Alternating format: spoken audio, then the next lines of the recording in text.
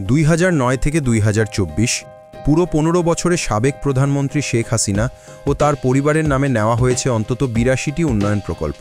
ব্যয় ধরা হয়েছিল 51,000 কোটি টাকারও বেশি। কিন্তু এই বিপুল বিনিয়োগের বড় অংশই আজ অচল, অকার্যকর আর অব্যবহৃত। যেখানে অফিস আছে সেখানে কাজ নেই, ভবন আছে মানুষ নেই। অনেক ক্ষেত্রে প্রকল্পের বাস্তব প্রয়োজনই ছিল না, তারপরও রাজনৈতিক তদবির আর নামের জোরে অনুমোদন মিলেছে একের পর এক প্রকল্প। যশোরে 305 কোটি টাকা ব্যয় নির্মিত Sheikh Hasina software technology park, যেখানে কর্মসংস্থান আর আইটি রপ্তানির স্বপ্ন দেখানো হয়েছিল, আজ সেটি ভাড়া দেওয়া হচ্ছে বিয়ের অনুষ্ঠান, বাণিজ্য মেলা ও সামাজিক আয়োজনে। একই চিত্র সিলেটের বঙ্গবন্ধু হাইটেক পার্কেও। আইটি উদ্যোক্তা উন্নয়নের বদলে এখানে জায়গা বরাদ্দ দেওয়া হয়েছে ক্লাব, রেস্তোরাঁ আর হাসপাতালে।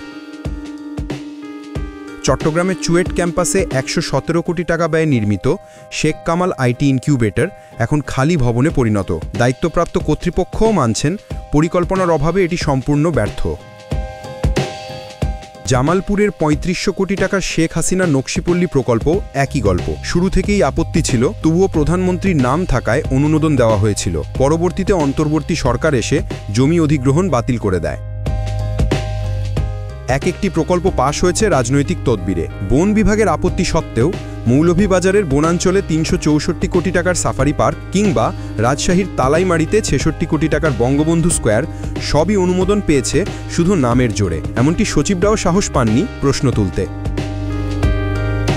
2024 সালের মে মাসে তৎকালীন প্রধানমন্ত্রী শেখ হাসিনা নিজেই নির্দেশ দিয়েছিলেন তার নামে যেন আর কোনো প্রকল্প নেওয়া না হয়। কিন্তু ততদিনে জমা পড়েছিল নতুন 43টি প্রকল্পের প্রস্তাব, সবগুলোতেই শেখ পরিবারের নাম জুড়ে দেওয়া। বর্তমানে অন্তর্বর্তী সরকার প্রকল্পগুলো পর্যালোচনা করছে, নাম পরিবর্তন হচ্ছে, অপ্রয়োজনীয় প্রকল্প অসমাপ্ত রেখেই সমাপ্ত করার উদ্যোগ চলছে। কেবল অব্যবহৃত ভবন নয়, এসব প্রকল্পের আড়ালে তৈরি হয়েছে দুর্নীতি, অপচয় আর বিচারহীনতার সংস্কৃতি। বিশেষজ্ঞদের মতে এই ক্ষোভই বড় ভূমিকা রেখেছে সাম্প্রতিক ছাত্র আন্দোলনের পেছনে। এখন প্রশ্ন একটাই, 51,000 কোটি টাকার বিনিময়ে বাংলাদেশ কি পেল?